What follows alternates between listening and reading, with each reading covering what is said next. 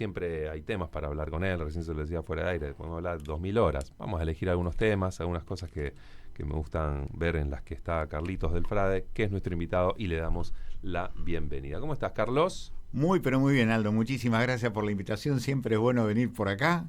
Y además, como decís vos, empezando marzo, a 19 días del otoño, aunque me parece que el clima no se da por enterado del almanaque humano. Sí, es verdad, Sí, es verdad. sí. Sí, suena raro decir otoño porque el calor, Sí, lo pesado. sí. Pero así, hoy a la mañana estuvo lindo. es verdad, estaba Estuvo muy fresquito, lindo. estaba fresquito. Sí. Bueno, gracias por venir como siempre Por acá. favor. Siempre te tomas tu tiempo para llegarte hasta aquí, hasta Chacabuco 3085, en el barrio Tablada. Vos sabés que una de las cosas que vi, siempre recibo tus informaciones, uno está al tanto de cómo te moves y lo que haces, pero te vi en algo donde muchas veces estuve como estudiante y demás, en un seminario, es Sí. el Seminario de Investigación Periodística e Historia Política, que tiene 3 jornadas. Me decís que también creo que se va a repetir también allí en la calle Suipacha. Ahora me contás el marco. Pero de ahí, más allá de difusión, uno puede decir, bueno, difundamos si gente se quiere anotar y demás. Lo que me interesaba es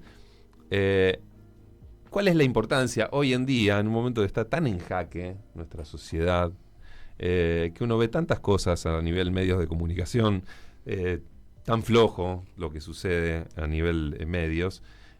¿Cuál es la importancia hoy en día de poner el acento en un seminario de investigación periodística y también de revalidar nuestra historia, ¿no? Totalmente. Que también está ninguneada? Absolutamente. Las dos cosas. 50 años del golpe, no es cualquier año, por eso incluso el gobierno de Milei parece que va a anunciar en cualquier momento los indultos a los genocidas. Ajá. Y es un momento muy duro, muy triste para la sociedad. Entonces, para mí, lo que nunca tenemos que dejar de hacer es decir, es compartir y democratizar información. Claro. Y en el caso del periodismo, trabajar mucho sobre cómo realmente se hace un trabajo periodístico. Claro. Y por eso juntamos las dos cosas: Seminario de Investigación Periodística, Historia Política, que es más o menos lo que va a decir el próximo libro que vamos a estar presentando el 25 en la Asociación de Empleados de Comercio, a estos 50 años después, de Videla y Galtieri a Milei. Entonces, preguntándonos qué fue el golpe, quiénes hicieron el golpe, cómo se hizo el golpe, cuándo y dónde y por qué, las 5 preguntas famosas, estructurantes de la noticia. Vamos a hacer el seminario y al mismo tiempo volvemos a democratizar información, aunque hoy está devaluada la difusión de información y está sobrevalorada. Sí.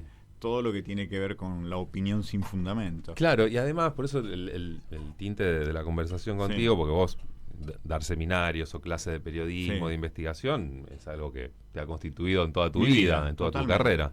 Pero tal vez vos mismo puedas medir termómetros diferentes. ¿Cómo te pasa a nivel cuerpo, ¿no? De estar dando un seminario hoy, cuál es el contexto que ves, cómo te sentís, a cuando, no sé, 20, 30 años atrás. ¿En qué sentido lo digo? Bueno, redes sociales, internet, la política de reel tras reel, ¿no? Esta cuestión de las multipantallas. Sí. Indudablemente la sociedad es distinta a hace 30 años atrás. Sin duda. El punto de disputa y de tensión entre aquellos poderosos que prefieren tirar la historia abajo de la alfombra y aquellos que queremos revalidarla siempre estuvo, pero creo que hoy en día pareciera estar más en jaque el rol de quienes queremos abrazar a la historia y decir, che, no, pero esto no es así, revisemos los libros. Es un parecer mío, verdaderamente es una tensión en la que está más desfavorable el campo del periodismo y de la historia. Nosotros hoy somos minoría. En eso no cambié mucho, me sentí siempre minoría. Pero, y más haciendo periodismo de investigación. Claro. Porque por más que tuviera resonancia, siempre pasaba lo que pasa hoy tal vez de una manera bastante oprobiosa, como los grandes medios de comunicación de la provincia de Santa Fe solamente publican lo que el gobierno provincial quiere que se publique. Claro. Eso es bastante oprobioso. Nunca se había visto tanto de esta manera como se está viendo hoy. Entonces, la investigación periodística siempre fue una rareza en la provincia de Santa Fe y en la ciudad de Rosario. Claro. En ese sentido, los contextos en todo caso se hacen con mayor virulencia, con mayor hostilidad. Y hay que bancárselo eso. Hay que bancárselo. Con mucho dolor, con mucha tristeza, pero hay que bancárselo.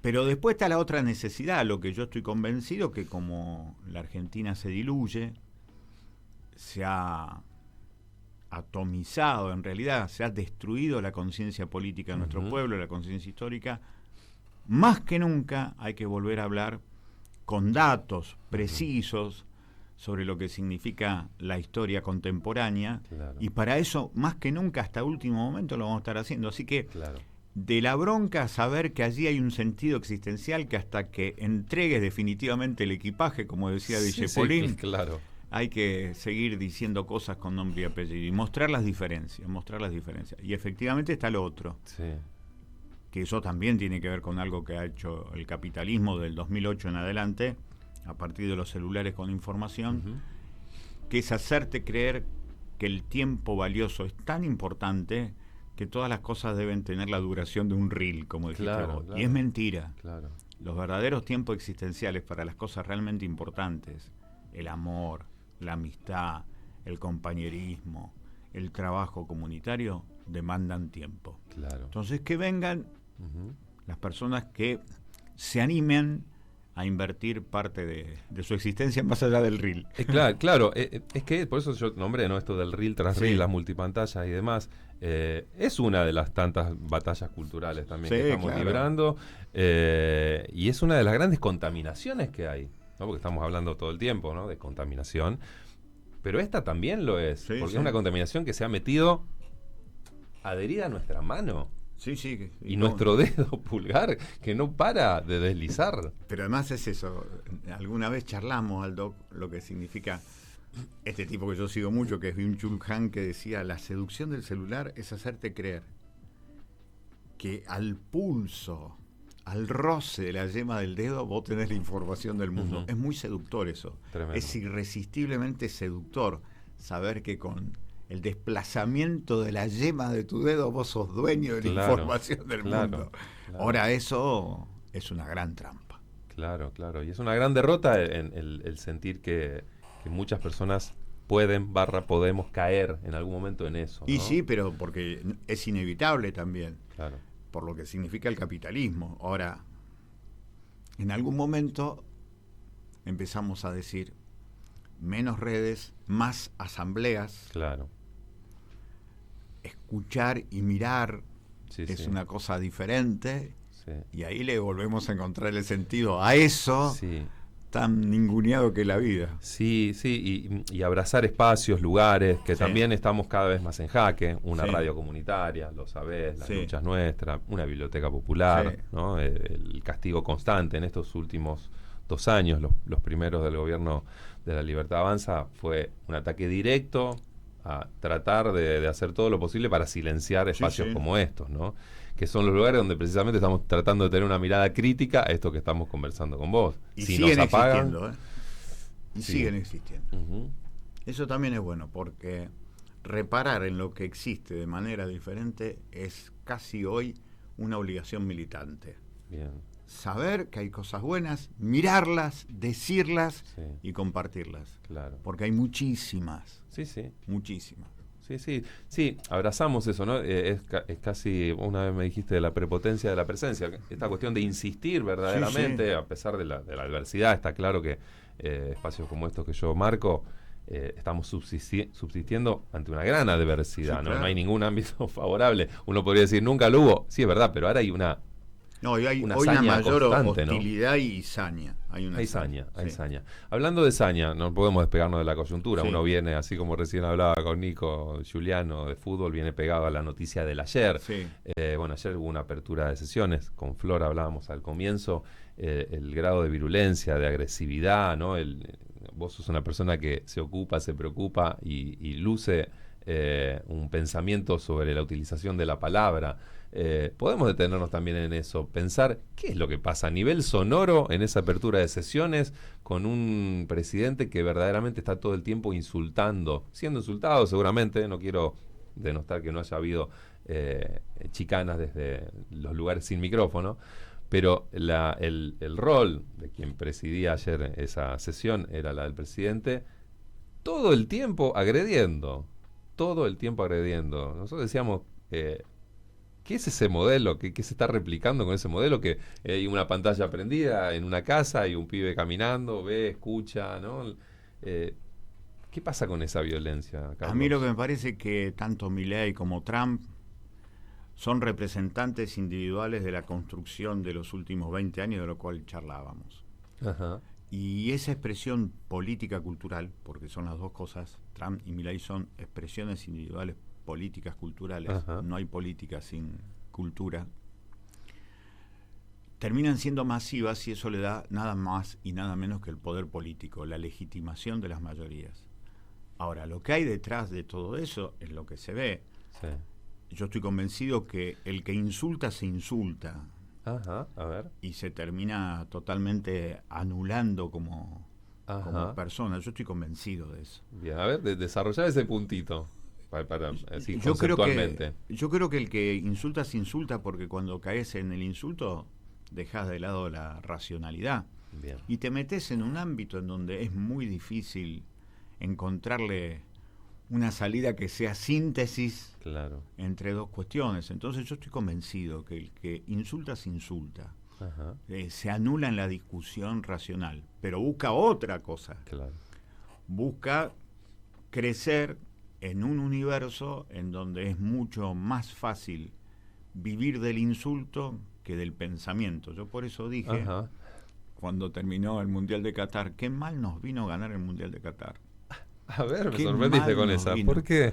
Porque a partir de ese momento se impuso la idea de elijo creer. ¿Te acordás? Ah, me acuerdo, claro. Ahora, elegir creer es despreciar el pensamiento. Claro. Algún día vamos a volver a elegir pensar. Necesitamos volver a elegir pensar. El insulto es efectivamente el intento de hacer desaparecer al otro. Claro. A través de lo verbal. Estamos en la Argentina de los desaparecidos, dicho sea de paso. Sí, claro. Entonces, estamos claramente... En marzo estamos hablando de esto. Claro, estamos habilitando esas cuestiones. Me parece que eso es muy importante en la cuestión individual. Ahora, eso individual, Aldo, Trump y Milei, porque uno diría, sin Trump y sin Milei volvemos al humanismo. No. Son expresiones individuales de una construcción que ha hecho el sistema para generar que, por ejemplo, la Argentina hoy sea un territorio liberado a los negocios y termine siendo la Argentina cordillera y puertos. Sí. Y lo demás sobra. Entre otras cosas, la educación, la salud, los derechos laborales, los derechos humanos. Entonces me parece que esas cuestiones hay que verlo. Analizar la consecuencia, pero sabiendo que la consecuencia es justamente la continuidad de algo que se venía tejiendo desde hace mucho. Desarticular eso demanda esto. Tratar de juntarnos en otros espacios por más chiquititos que sean. Y por más que se nos vaya la vida. Está bien. ¿Te preocupa la claque contagiante? La claque sería, por ejemplo, los aplaudidores que tenía Milei ayer, por ejemplo. Pero digo, a nivel sociedad, comunidad, ¿hay algo en la calle de claque inconsciente, tal vez? Se habló mucho, por ejemplo, con esto del proyecto de reforma de la ley laboral, que mucha persona afectada por lo que allí se está aprobando, a su vez dice, no, nos va a ir mejor con esto, ¿no? Sí. Bueno, ahí tenés ¿Qué pasa con eso? Ese es un salto a la razón. Eso me parece que algún día lo charlamos cuando yo te dije que en 1995, cuando Menem es reelecto, la mayor cantidad de votos lo sacó en Rosario, Villa Gobernador Galvez y San Lorenzo, en donde la desocupación se había multiplicado por 3. Entonces le fui a preguntar a los despedidos que yo conocí en cada lugar por qué lo habían votado a Menem. Y la respuesta fue porque creemos que ahora va a venir el peronista que hay dentro de Menem. Es impresionante. Claro. Porque ese es un relato casi de un registro religioso. Porque creo... Ahí está otra vez el elijo creer. Porque creo, apuesto a esto que me hace mal. Porque en todo caso yo me sacrifico para que mis hijos estén bien. Eso es impresionante. Mucho de eso hoy está presente mayoritariamente en la gente bien de abajo y en los trabajadores y en las conducciones sindicales. Por eso la vergonzosa actitud de la CGT de no salir a luchar contra la demolición del derecho laboral. Claro. Ahora, cuestionarlo está bien, pero no alcanza. Hay que empezar a construir de nuevo la necesidad del derecho laboral, de los derechos humanos, de los derechos personales, de los derechos civiles. Sí. Hay que empezar de nuevo, sí. aunque seamos poquitos. Bueno, el elijo pensar, digamos. Elijo pensar. Además es tan lindo pensar, por eso claro. también hay que empezar a poner eso en evidencia. Bueno, es muy lindo sí, pensar. Es mucho más lindo pensar que insultar. Sí, sí. Incluso al que es insultador serial, sería bueno decirle, trata de pensar que te va a hacer sentir bien. Ahí me anoté, el elijo pensar puede ser un buen tatuaje, digamos, para pensar que es un camino posible en este mundo. Decíamos, una especie de distopía rara en la que uno está viviendo. Viste que en Netflix, en las plataformas, siempre las películas y series son además, distópicas, ¿no? Ahora estamos en guerra porque... Claro. Nosotros somos... Próximamente, yo decía, próximamente una distopía va a ser que una película se hable de paz, ¿no? Porque la verdad Totalmente. ¿no? Es así. ¿Cuál va a ser el personaje? Yo siempre pienso, por ejemplo, ¿cuál va a ser el personaje central de una miniserie nueva de Gandhi?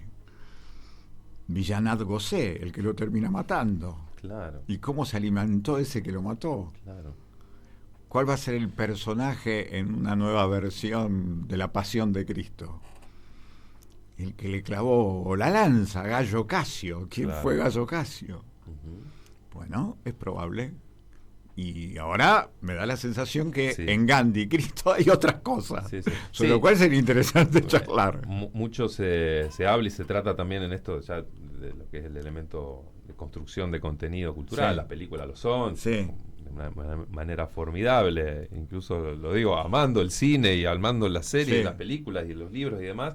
Pero realmente también se habla de que hay mucha construcción de ese tipo de búsqueda, de ese tinte, que avala a estos modelos, ¿no? Sí, claro. No, están... Es permanente. Tuneando la cabeza para este momento. Tenemos que ir para otro lado. Aunque sepamos que las audiencias no serán masivas. Claro. Pero en nada. Vos siempre creés y creíste en... ahí sí crees. En el diálogo, en el cara a cara, ¿no? Porque es como que allí se da al menos la convicción de que al hablar, y si pudiste capturar un instante los ojos del otro, le pudiste decir esto, por ejemplo. Claro, totalmente. Y lo sigo creyendo. En eso sí crees. Sí.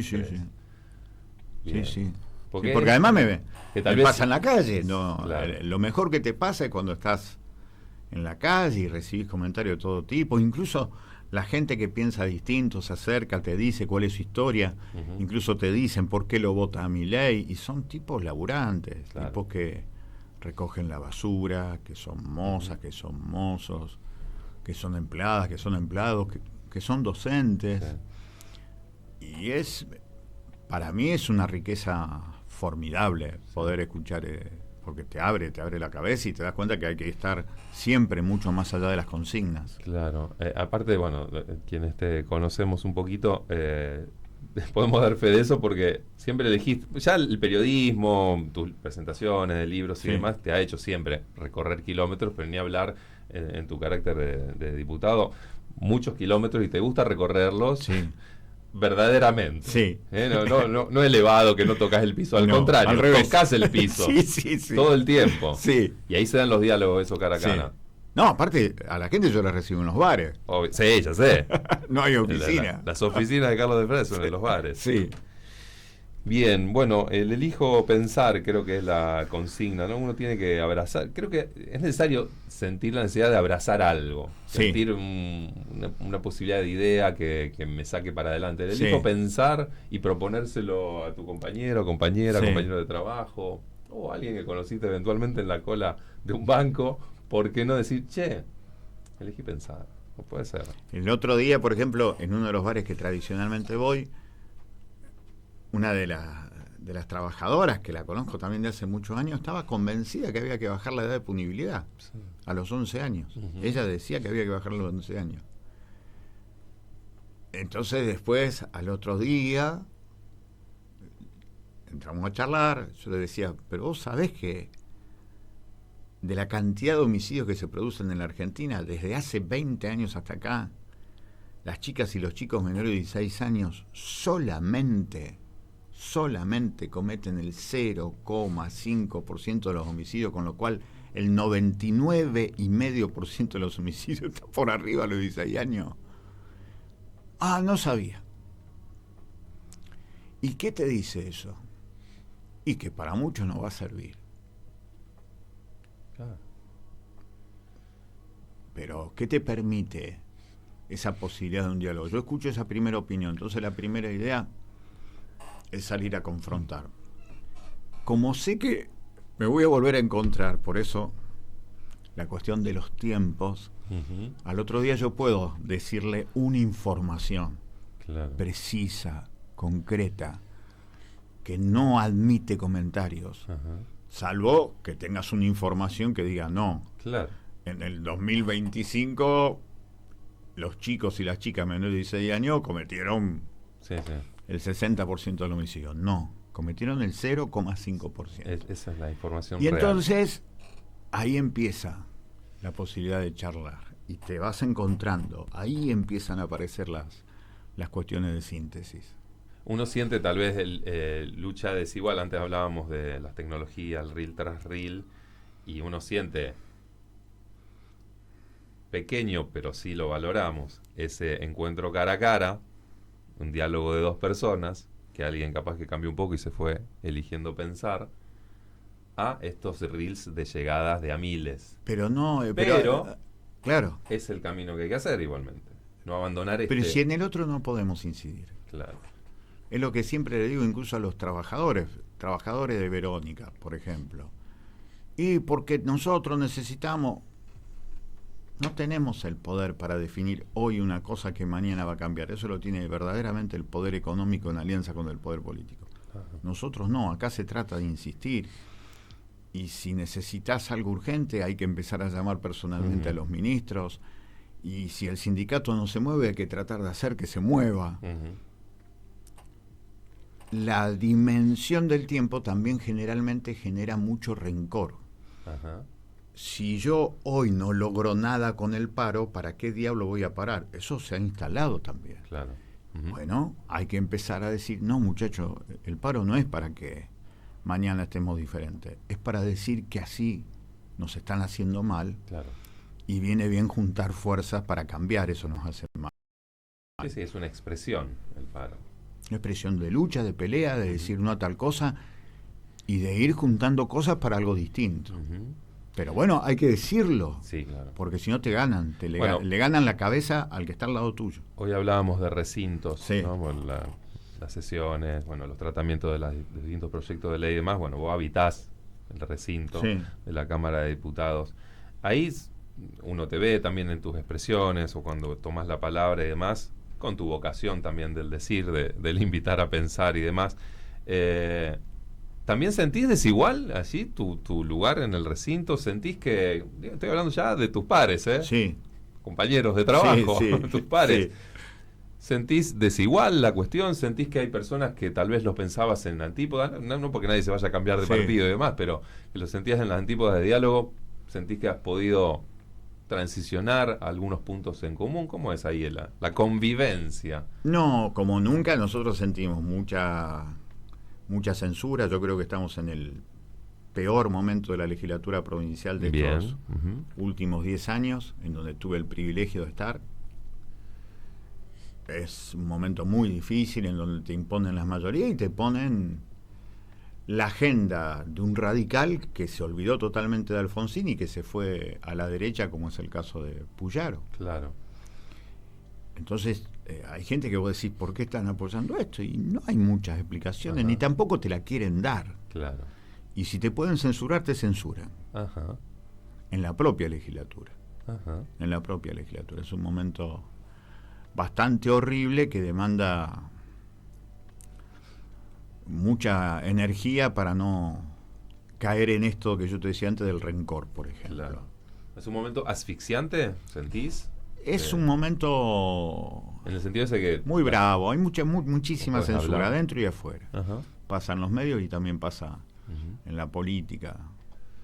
Y es bravo porque es muy difícil llegar de una manera que si además no te permiten hablar en la legislatura, estamos en un problema serio. La democracia está muy chiquitita, muy angostada. Sí. Es una democracia de cada vez más baja intensidad a nivel internacional, a nivel nacional y a nivel provincial. Claro. Y ese es un problema serio.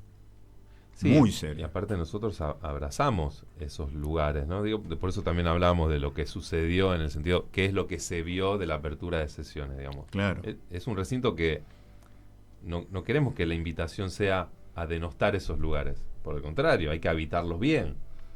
Entonces vos estás diciendo, el recinto en el que estás, sentís un momento más de asfixia, más de censura, y no debería ser así. No. Porque allí está la representación y debería del ser pueblo. De las más preparadas. Y sí. Yo hace algunos años incluso les dije, muchachos, tenemos la obligación de leer, de estudiar. No se pueden decir cosas con la profundidad de un charco. Eso incluso lo he dicho varias veces. Ajá. Pero es simplemente una sugerencia para decir, un tipo por lo menos dice otra cosa. Claro. Que le gustaría ver en las 50 bancas libros. Claro. A mí me gustaría ver libros en las 50 bancas. Y es una rareza. Ajá. Absoluta. Bien. Te corro un poquitito ahí sí. A algo que pasó en medio de comunicación. Sí. Sería como la nota de la nota, ¿no? Sí. Porque en estos días estuviste ahí entrevistado en Radio 2, Pablo Moto. Sí. Pasó ahí un cruce con Escajadillo. Sí. Y recién fuera de aire me decías que en algo sentís que estuvo bien que sucediera ese encuentro periodístico, porque uno dice es un encuentro público, ¿no? Podés haberte encontrado o te encontrarás tal vez fuera con las personas, pero ese fue público, porque el oyente y aparte de las redes mostraron ese cruce. Sí. Vos me decías que sentí que estuvo bien que sucediera. ¿Qué podés contar de eso? Sí, la verdad. Lo que puedo contar siempre es por lo menos la verdad de la que yo sé. Sí. Y entonces me llama Pablo Moto, creo que fue el miércoles, para sacarme el viernes, diciéndome que había compartido un espacio en donde cenaron con Escajadillo y su señora, que cuando hablaron de aquella denuncia que yo había hecho, la señora se largó a llorar.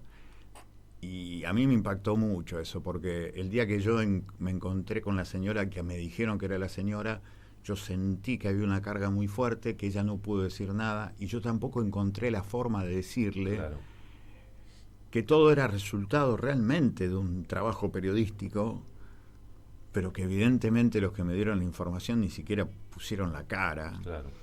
Que yo dejé transitar el tiempo porque era necesario además que la justicia avanzara. Yo fui a la justicia, a la justicia federal en ese momento, y después está lo otro, ese dolor que sienten tanto Escajadillo como su señora, también lo sentimos en mi familia de una manera bastante brutal, porque no solamente después vino la censura, vino un montón de cosas.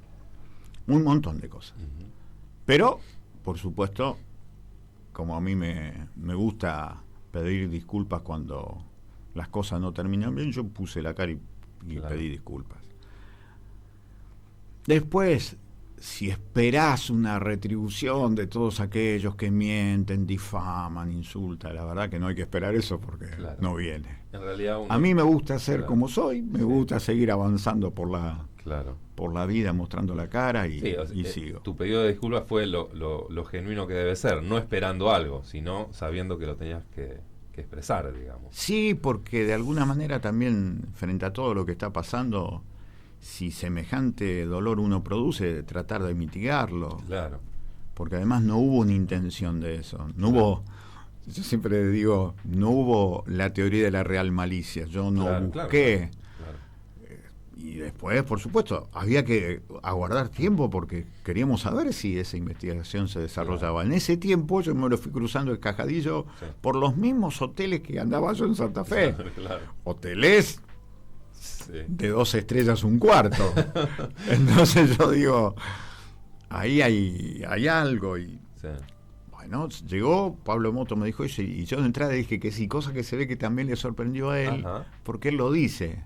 Al final de la nota, que llega a decir, Me hubiera gustado decirle que lo tuve que convencer a Delfrade y no, me dijo enseguida que Fue sí. simple. Sí, muy simple. Aparte yo soy un tipo que te dice que sí enseguida cualquier tipo de nota. Claro, y aparte lo sentiste que podía ser necesario y estuvo bien. Lo que sí agregás, que por ahí capaz que no quedó en el reflejo de los recortes y demás, es que tal vez se visibilizó más, se le dio más luz a ese daño ocasionado a Cajadillo por el tenor de algo que no correspondía, Sí. pero sí vos resaltar, y no sabés, de mi lado, el No, daño pero que eso está generó. bien además. Yo lo que digo es que hay una carga sobre, porque muchos compañeros, gente muy querida me decía, te vimos muy angustiados. Sí, tuve mucha angustia y después entré a pensar por qué venía el torrente de angustia. Y yo suelo pensar que cuando vos te angustias así es porque te emergen un montón de cosas, no es solamente un solo motivo por el cual llorás. Cuando llorás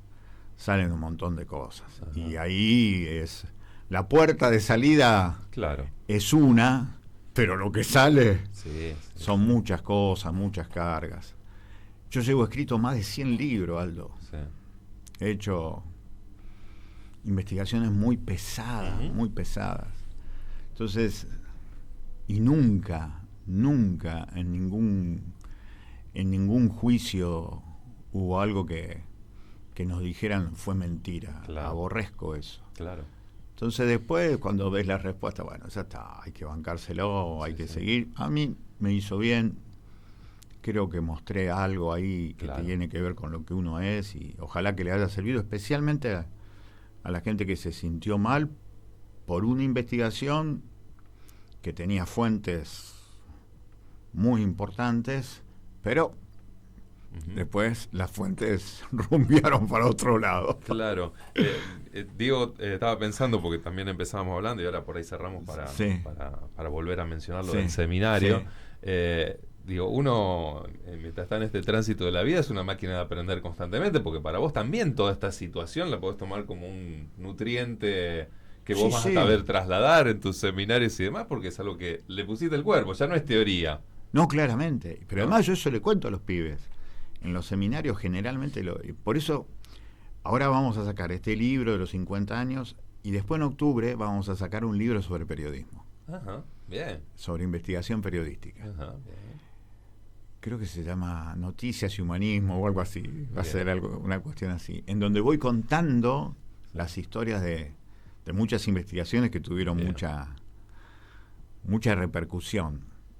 Cómo empezó la investigación sobre Storni, la investigación sobre Massá, la investigación del narcotráfico, la de Lorenzetti. Son cosas pesadas, ¿viste? Muy contundentes. Muy pesadas. Así, y en la soledad absoluta de lugares como esto.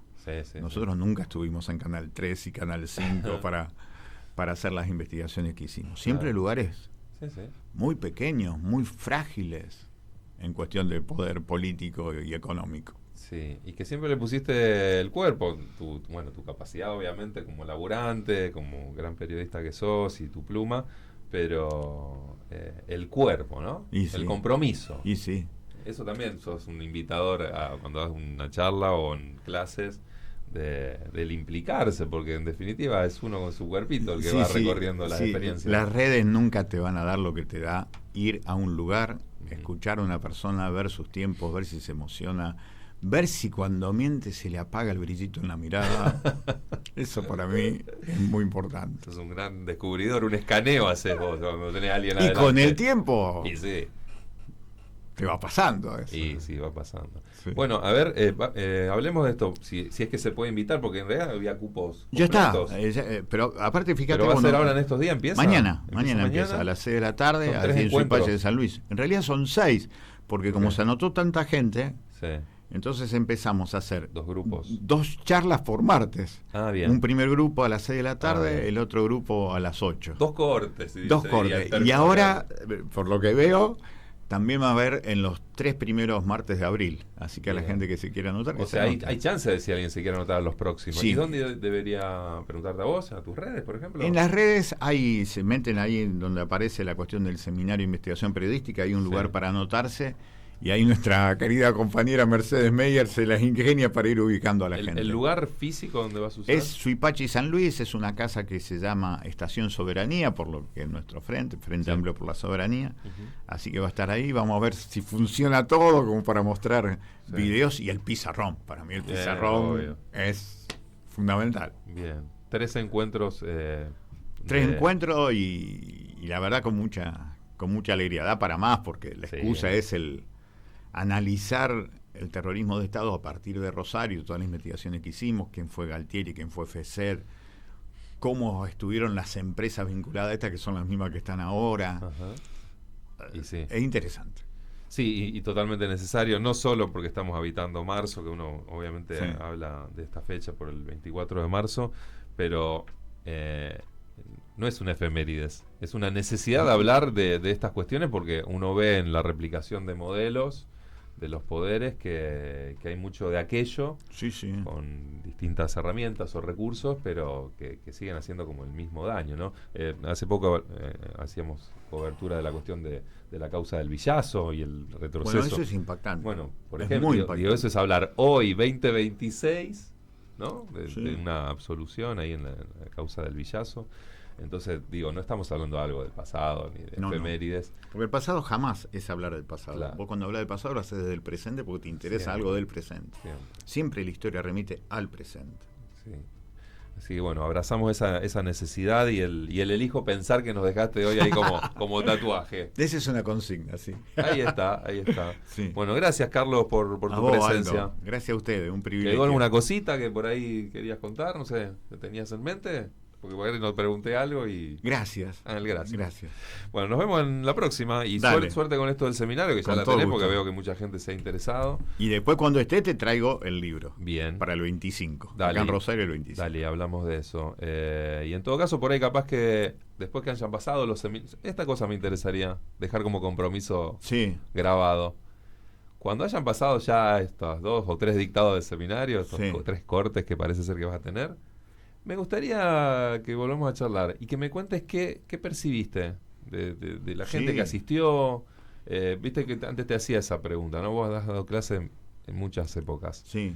Si hay algo diferente, cómo está atravesada la gente con esto de las redes, qué siente de la investigación, qué pasa con el Sí, con yo el sé- habitante de hoy en virtud de, Sí, de la- sí. del pensamiento En de la realidad voy también a eso. Vas a descubrir un poco Sí. eso. Y nos volvés acá dentro de un par de meses y nos Dale, contás. dale, ¿Querés? con todo gusto. Va a estar bueno eso. Gracias, también. Aldo. Tomá nota. Ya está. Te mando a hacer la tarea. Tomá nota de ver qué mide el auditorio. Exactamente. Y nos contás. Gracias. Bueno, Carlos Delfrade pasó por aquí por Radio Comunitaria La Hormiga en el 104.3.